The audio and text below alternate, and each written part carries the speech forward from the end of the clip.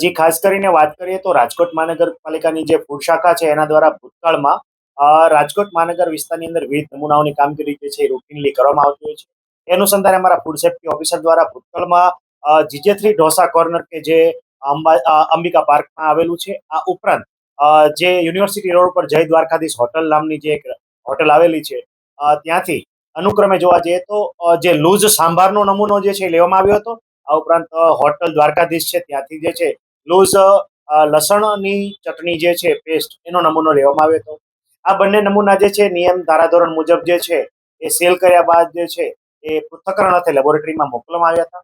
આ પૃથ્થકરણનો રિપોર્ટ જે છે બંને નમૂનાનો આવેલો એમાં ખાસ કરીને જોવા જઈએ તો જીજે3 ઢોસા કોર્નર જે છે એના લૂઝ સાંભારની અંદર પિંક ડાય પ્રતિબંધિત જે છે કે કોઈ પણ પ્રકારના ફૂડની અંદર આ ડાય વાપરી ન શકાય એટલે આ નમૂનો પણ અનસેફ આવેલો હતો. આ ઉપરાંત ખાસ કરીને જે ચટણી જે છે એના નમૂનાની અંદર બે પ્રકારની એટલે કે પિંક અને ઓરેન્જ ડાય જે છે એ બંને કલર જે છે સિન્થેટિક ડાય જે છે એ પ્રતિબંધિત કહી શકાય એટલે એ નમૂનો પણ અનસેફ ડિક્લેર કરવામાં આવ્યો હતો.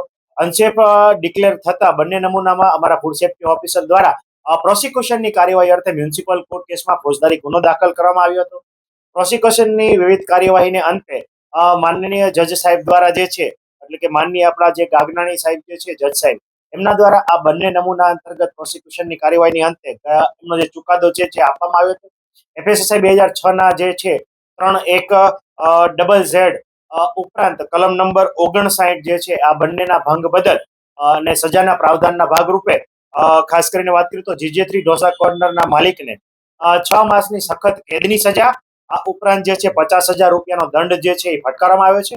અને જો આ 50,000 નો દંડ જો એ ના ભરે તો એડિશનલ 2 માસની સખત સજાની જોગવાઈ જે છે એ ચુકાદા સ્વરૂપે કરવામાં આવી છે. આ ઉપરાંત દ્વારકાધીશ હોટલ જે છે એમાં પણ આ પ્રોસિક્યુશન કાર્યવાહીની અંતે એમને કુલ 2 લાખ રૂપિયાનો દંડ જે છે એ ફટકારવામાં આવ્યો છે.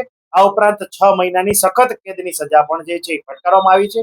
અને જો 6 માસની સજા એડિશનલ જો આ 2 લાખનો દંડ જે આ પેઢી ના ભરે તો એડિશનલ 6 માસની સજા જે છે એની જોગવાઈ કરતો ચુકાદો છે માનનીય ગાગનાણી સાહેબની કોર્ટમાં આ બંને ચુકાદા આવેલ છે. જી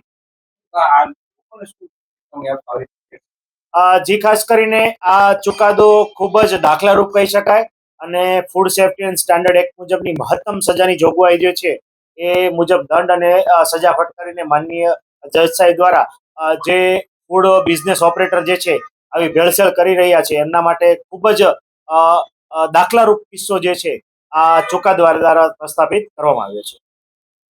આરોગ્ય માટે ખૂબ હાનિકારક કહી શકાય.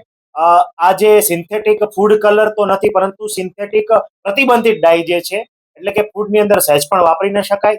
આ સિન્થેટિક પિંક અને ઓરેન્જ ડાય જે છે મોટાભાગે કલરિંગ એજન્ટ તરીકે બાહ્ય કોઈ પણ કલરિંગ આઇટમ્સ બનાવવા માટે વપરાતી હોય છે. ફૂડ આઇટમ્સની અંદર સહેજ પણ વાપરવી યોગ્ય નથી કહી શકાય. ત્યાં પ્રતિબંધિત ડાય છે. જો આ પ્રકારની ડાયનો વપરાશ કરવામાં આવે તો એ લાંબા સમયે કેન્સરકારક નીવડે છે. ખાસ કરીને ટૂંકા સમયમાં જોવા જઈએ તો સૌપ્રથમ ખાસ કરીને બાળકોમાં આની એલર્જીક રિએક્શન આવવાની શક્યતા છે. ઘણી વખત એડલ્ટ એટલે કે વયસ્ક લોકોમાં પણ એલર્જી આવવાની શક્યતા છે. જેમાં જોવા જઈએ તો શ્વાસ લેવામાં તકલીફ થવી, શરીર ઉપર ચબાકા પડવા, આ ઉપરાંત જે છે એનાફાઇલેક્સિસ આવવાની શક્યતા પણ આને કારણે થતી હોય છે.